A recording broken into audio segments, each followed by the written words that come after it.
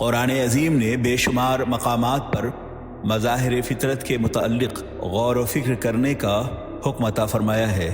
یہ بھی ایک تاریخی حقیقت ہے کہ دنیا میں سائنس کے حقیقی معلم اور اس کے موجد مسلمان رہے ہیں، اور اس کے طبعی حقائق کے حوالے سے قرآن کی رہبری ہمیشہ شامل رہی، بلکہ قرآن عظیم نے آفاق و انفس کے مطالعے اور مشاہدے کی دعوت دی ہے۔ قرآن عظیم دراصل مملکت الہی کے مشاہدے کی کتاب ہے۔ جن لوگوں نے آفاق کو سر کیا ہے اور آسمانوں پہ کمنڈے ڈالا ہے اور سمندر کا سینہ چیرا ہے، یہ سب کے سب مسلمان رہے ہیں۔ قرآن عظیم نے سائنسی مسائل کے حل کے حوالے سے بے شمار اصولیات پیش کیے ہیں۔ آج سائنس کے شعبوں کی حیثیت سے جتنے بھی علوم دنیا میں متعارف ہیں، اس کے موجد اکثر و بیشتر مسلمان ہی ہیں، لہٰذا اس میدان میں بڑے شد و مت کے ساتھ ہمیں کام کرنے کی ضرورت ہے۔ قرآن عظیم دور حاضر کے ہر چیلنج کو قبول کرتا ہے، بلکہ قیامت تک کے لیے جتنے مسائل پیدا ہونے والے ہیں ان سب کا حل قرآن پاک میں موجود ہے۔ قرآن عظیم سائنس اور ٹیکنالوجی کے خلاف نہیں ہے، بلکہ تسخیر آفاق و انفس کا باضابطہ اصول پیش کرتا ہے۔ قرآن عظیم عقل انسانی کو معاف نہیں کرتا، بلکہ قدم قدم پر تفکر، تدبر، عقلیات، فکر، نظر کی دعوت دیتا ہے۔ ہاں، یہ ضرور ہے کہ قرآن عظیم نے عقل انسانی کو بے لگام نہیں چھوڑا ہے، بلکہ اس پر مشیت کی پہرےداری ہر لمحہ موجود ہے۔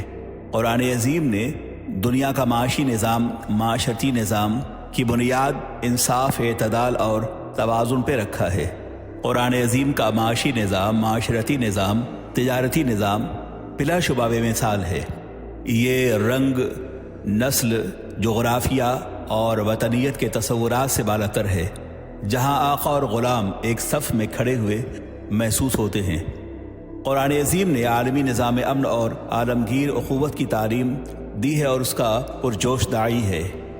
قرآن عظیم میں عام انسانی اخلاق، تہذیب، تمدن اور انسانی زندگیوں کے لیے نمایاں ترین قدریں موجود ہیں۔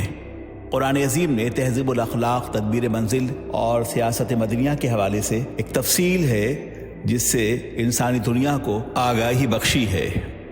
قرآن عظیم میں انسانی حقوق اقوام متحدہ کے حقوق کی فہرست سے کہیں زیادہ واضح ہے۔ قرآن عظیم میں انسانی مسائل، مثلاً حلال، حرام، رشوت، اقربا نوازی، چور بازاری، قمار بازی، شراب نوشی اور جنگی اور اخلاقی جرائم کا مکمل علاج بلکہ انسداد موجود ہے۔ قرآن عظیم وہ کتاب ہے جہاں قصص بھی ہے اور تاریخ بھی، اور قرآن عظیم نے ابتدا سے لے کر آج تک ایک مستند، مقتدر، مدون تاریخ جو ہے وہ بیان کرتا ہے۔ قرآن عظیم لفظی اور معنوی اعتبار سے اس قدر واضح ہے کہ دنیا کی کوئی کتاب اس کے مد مقابل قیامت کی صبح تک نہیں پیش کی جا سکتی۔ وہ نظم کے اعتبار سے، معنی کے اعتبار سے، فصاحت کے اعتبار سے، بلاغت کے اعتبار سے، فکر و نظر کے اعتبار سے، عقلیات انسانی کے اعتبار سے، آفاق و انفس میں نظائر کے اعتبار سے قرآن پاک منفرد ہے۔ قرآن عظیم وہ مقدس کتاب ہے جس میں دیوانی، فوجداری، زراعت، صنعت، تجارت، اعتقادیات، عملیات، معاش، معیشت، معاشرت، علم فلکیات، سائنس، جغرافیہ، حساب، سیاسیات، اقتصادیات، معاملات، ان تمام مسائل کے حوالے سے ایک تفصیل ہے جو موجود ہے۔ قرآن عظیم و مقدس کتاب ہے جس سے ایک عالم، ایک فقیہ، ایک ادیب، ایک ماہر لسانیات، ایک طبیب، ایک سائنسداں اور ایک فلسفی براہ راست استفادہ کر سکتا ہے۔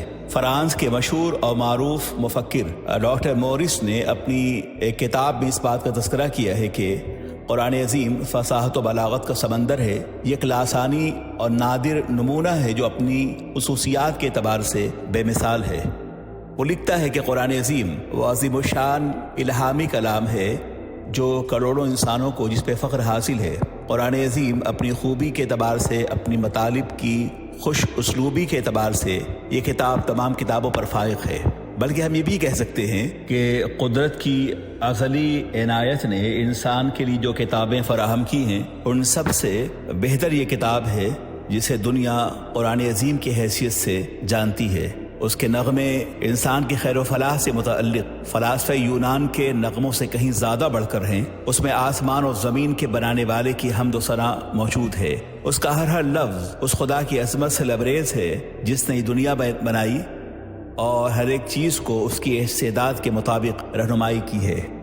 ڈاکٹر موریس آگے چل کے لکھتا ہے کہ قرآن علماء کے لیے ایک علمی کتاب ہے، شائقین لغات کے لیے ذخیرہ لغات ہے، شعراء کے لیے عروض کا مجموعہ ہے، اور اہل سیاست کے لیے قوانین کی بے مثال انسائکلوپیڈیا ہے۔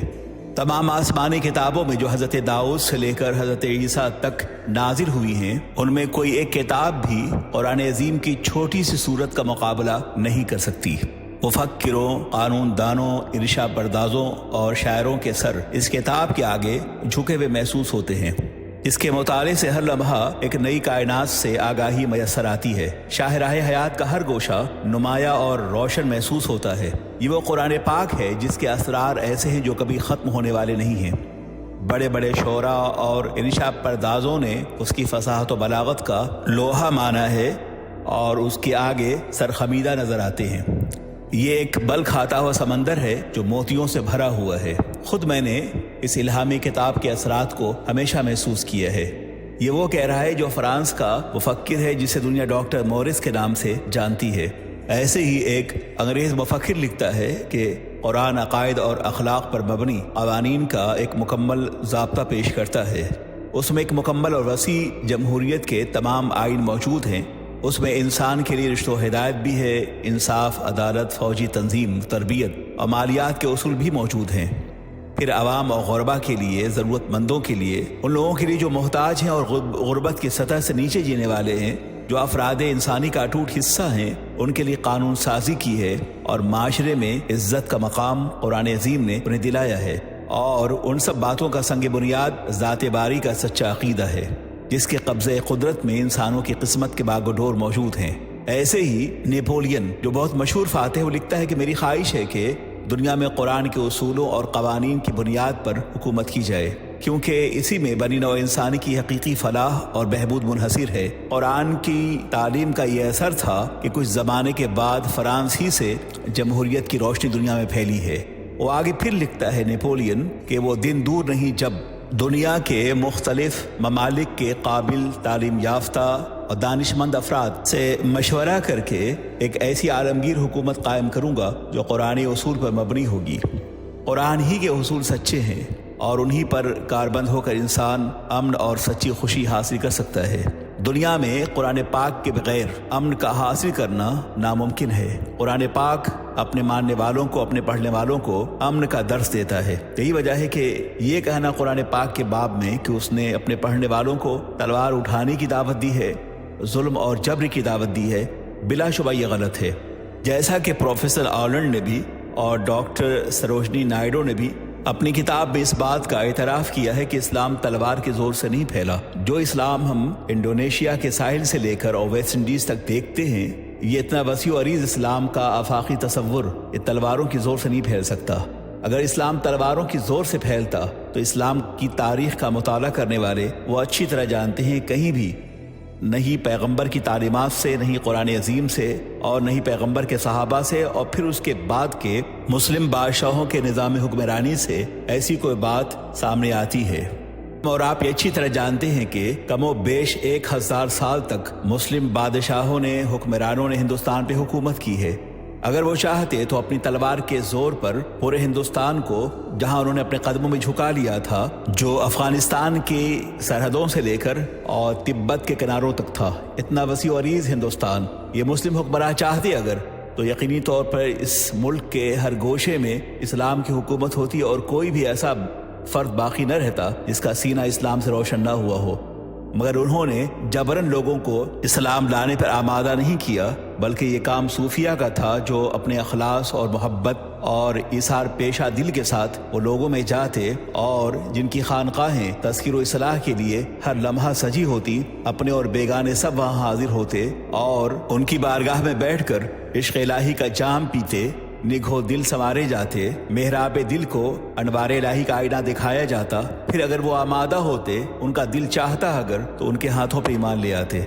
مگر مسلم بادشاہوں نے کبھی بھی ہندوستان میں آباد مختلف قبائل کے لوگوں کو جو غیر مسلم تھے انہیں اسلام لانے کے لیے بزور شمشیر آمادہ نہیں کیا۔ یہ وہ اخلاص تھا اور یہی اخلاص جو ہر دور میں کار فرما رہا، اور اسلام دنیا میں جہاں بھی گیا اسی اخلاص کی بنیاد پر، رواداری کی بنیاد پر، عدل و انصاف کی بنیاد پر اور توازن کی بنیاد پر اور انسانیت نوازی کے نام پہ پہنچا۔ یہ وجہ ہے کہ ایک بار جب دل میں اسلام گھر کر لیتا ہے تو دنیا کی کوئی طاقت اسے پھر کمزور نہیں کر سکتی۔ نامور شاعر گوئٹے یہ لکھتا ہے کہ قرآن کی تعلیم مکمل الہامی تعلیم ہے، کوئی بھی مادی طاقت اس کی تعلیم کو ناکام نہیں کر سکتی۔ ہم اپنے نظام تعلیم کے لیے جتنی بھی کوششیں کر لیں مگر قرآنی نظام تعلیم کے آگے ہم ہیچ ہیں۔ دنیا کے سارے علوم ایک طرف اور قرآن پاک کا علم ایک طرف۔ اس نے مزید لکھا کہ اگر بغور دیکھا جائے تو قرآن عظیم ایک انسائیکلوپیڈیا ہے اور علم و فن کا بحر ناپیدا کنار ہے۔ فرانس کا نامور مؤرخ موسیو لکھتا ہے کہ قرآن عظیم اخلاقیات کی سب سے بہتر کتاب ہے۔ آج تک ہم نے اخلاقیات کے حوالے سے اور معاش و معیشت کے حوالے سے، معاشرت کے حوالے سے، تہذیب انسانی کے حوالے سے جتنی بھی کتابیں پڑھی ہیں، قرآن پاک کے سامنے ان تمام کتابوں کی کوئی حیثیت نہیں ہے۔ وہ لکھتا ہے کہ قرآن عظیم میں وہ تمام حقوق موجود ہیں، تفصیلاً بیان کیے گئے ہیں، جو حق اللہ کے اعتبار سے ہیں اور جو حق العبد کے اعتبار سے ہیں۔ وہ لکھتا ہے کہ جو خدا کے بندوں پر حقوق ہیں یا بندوں کے خدا پر حقوق ہیں، ان کی تمام تفصیلات قرآن پاک میں موجود ہے۔ ہیومن رائٹس کی بات کرنے والے وہ ذرا قرآن پاک کا مطالعہ کریں تو ان کو اندازہ ہو جائے گا کہ قرآن عظیم نے آج سے 1400 سال پہلے جو حقوق انسانی کے حوالے سے جو انقلاب برپا کیا ہے، آج دنیا، آج کا یونائٹڈ نیشن، آج کا یورپین یونین، آج کے پارلیمنٹ، آج کے ارباب فکر و نظر، آج کے قانون دا، آج کے پالیسی میکر، آج کے ارباب سیاست قرآن عظیم کی حکمتوں کے آگے اور انسانی حقوق کے آگے سرخمیدہ نظر آتے ہیں۔ قرآن عظیم کے حوالے سے یہ فرانسیسی مفکر مزید لکھتا ہے کہ قرآن عظیم نے آداب و اخلاق کے حوالے سے جتنی بنیادیں فراہم کی ہیں اس کا تعلق حکمت سے ہے، عدل سے ہے، احسان سے ہے۔ قرآن عظیم کی تعلیمات کا مقصد یہ ہے کہ انسان مخلوق خدا راہ راست پہ چلے اور گمراہی کے راستوں سے باز آ جائے، گناہ کی تاریکیوں سے نکل کر ایمان کی روشنی میں کھڑا ہو، اور قرآن عظیم ان اندھیری راتوں کے مسافروں کے لیے مینار نور کی حیثیت سے قیامت کی صبح تک شاہراہ حیات کو متعین کرتا رہے گا۔ بلا شبہ عہد حاضر کا مؤرخ اس بات کے اعتراف کرنے پر مجبور ہے، قرآن عظیم نے جو علمی، فکری، اعتقادی اور عملی انقلاب برپا کیا ہے اس سے دنیا بھر کے ظلمت کدے انوار و تجلیات میں بدل گئے ہیں۔ جس وقت اسلام کا علمی انقلاب دنیا کے مختلف بر اعظموں پر دستک دے رہا تھا، اس وقت پورا یورپ جہالت و توہم پرستی کے مرض لا علاج میں مبتلا تھا۔ باہمی اختلافات تھے، قبائلی جنگ تھے یہاں پر، لیکن مسلمانوں نے جیسے ہی اسپین کو فتح کیا ایک انقلاب برپا ہوا، اور اس انقلاب کے نتائج یہ ہوئے کہ پورا یورپ اسلام کی تعلیمات سے آشنا ہوا۔ میڈیکل سائنس، فلکیات، اسٹروفزک، علم حساب، الجبرا، میتھمیٹکس، علم معاش، علم معیشت، علم تجارت، سیاسیات، ان تمام حوالوں سے آج بھی یورپی مفکرین مسلم علماء کی صلاحیتوں کے معترف ہیں۔ وہ اس بات کا اکثر اعتراف کر چکے ہیں کہ اگر مسلم مفکرین نے ہماری درسگاہوں کو علمی انقلاب سے آشنا نہ کیا ہوتا تو آج ہمارے ہاں اندھیرا ہوتا۔ آج ہمارے پاس جو کچھ علمی سرمایہ ہے وہ انہی مسلم مفکرین کی محنتوں کا نتیجہ ہے۔ اور روجر بیکن جو فرانسیسی مفکر ہے اور جامعہ قرطبہ کا فارغ التحصیل ہے، وہ کہتا ہے ہمارے پاس جو کچھ علمی سرمایہ ہے خاص کر علوم عقلیہ کے حوالے سے وہ مسلم علماء اور اساتذہ کے آگے زانو ادب تہ کرنے کا نتیجہ ہے۔ اگر جامعہ قرطبہ میں ان علماء کی صحبت ہمیں میسر نہ آئی ہوتی تو آج ہمارا سینہ ان علوم سے خالی ہوتا۔ وہ یہ کہتا ہے کہ ہر علم کے لیے قرآن پاک کا پڑھنا بہت ضروری ہے۔ اس نے اس بات کا اعتراف کیا ہے کہ عالم بغیر قرآن پاک کے پڑھے ہوئے ہو نہیں سکتا۔ عالم سے مراد وہ جس کے پاس علوم عقلیہ بھی ہو اور علوم نقلیہ بھی ہو، الذی هو آفاق علی علوم العقلیہ والنقلیہ۔ وہ یہ کہتا ہے روجر بیکن کہ اگر کوئی شخص دعویٰ کرتا ہو کہ ہم نے دنیا بھر کے علوم حاصل کر لیے ہیں اور آفاق و نفوس کو ہم نے مسخر کر لیا ہے اور ہم نے تمام وہ علوم حاصل کر لیے ہیں، لیکن جب تک کہ اس نے قرآن پاک کا مطالعہ نہ کیا ہو یا بالاستیاب قرآن پاک کو حرفاً حرفاً نہ پڑھا ہو، وہ یہ دعویٰ نہیں کر سکتا، بلکہ وہ اپنے دعویٰ میں جھوٹا ہے کہ اس نے علم حاصل کر لیا ہے۔ لہٰذا یہ ممکن ہی نہیں کہ علوم جدیدہ اور قدیمہ کو حاصل کیا جائے اور قرآن پاک کو نہ پڑھا جائے، اس لیے کہ قرآن اپنے اندر علم و فن کا بحر ناپیدا کنار رکھتا ہے۔ پروفیسر راجر بیکن یہ کہتا ہے کہ ہم نے قرآن پاک کو سبقن حرفن پڑھا، تب ہم نے یہ معلوم کیا کہ قرآن عظیم ایک مذہبی کتاب نہیں ہے بلکہ علم و فن کا بحر ناپیدا کنار ہے۔ اس نے یہ کہا کہ آخر کیا وجہ ہے کہ مسلمانوں نے جو دنیا بھر میں کے مختلف بر اعظموں پر جو کنٹرول کر رکھا ہے، اس کی بنیادی وجہ قرآن عظیم فراہم کرتا ہے۔ مسلمانوں کے پاس نظام جہاں بانی بھی ہے اور نظام علم بھی ہے۔ یہی وجہ ہے کہ جب تک کہ مسلمانوں کے پاس جو مملکتیں ان کے زیر نگی رہی، اس کی بنیادی وجہ یہ تھی کہ ارباب مملکت درسگاہوں سے وابستہ رہے، علم کی روشنی کو انہوں نے عام کیا، اور جب سے انہوں نے اپنا رشتہ علم سے توڑ لیا ہے، زمینیں ان کے ہاتھوں سے نکل گئی، اور جب وہ جاہل ہوئے تو ان کے ہاتھوں میں کاسے گدائی آیا اور دنیا کے آگے بھکاری بنے کھڑے ہیں۔ تھامس کارلائل نے اپنی کتاب میں اس بات کا اعتراف کیا ہے کہ قرآن کی تعلیم سے عرب کے سیدھے سادے خانہ بدوش ایسے بدل گئے جیسے کسی نے ان پر سحر کر دیا ہو۔ بت پرستی کے خاتمے میں اور مادیت کے جاہلانہ رسوم کے اختتام میں قرآن عظیم نے بڑا کارنامہ انجام دیا ہے۔ وہ مزید کہتا ہے کہ قرآن مسلمانوں کی ایک مذہبی کتاب ہے جس کے نسبت ان کا خیال ہے کہ ان کے خدا نے محمد صلی اللہ علیہ وسلم پہ نازل کیا ہے۔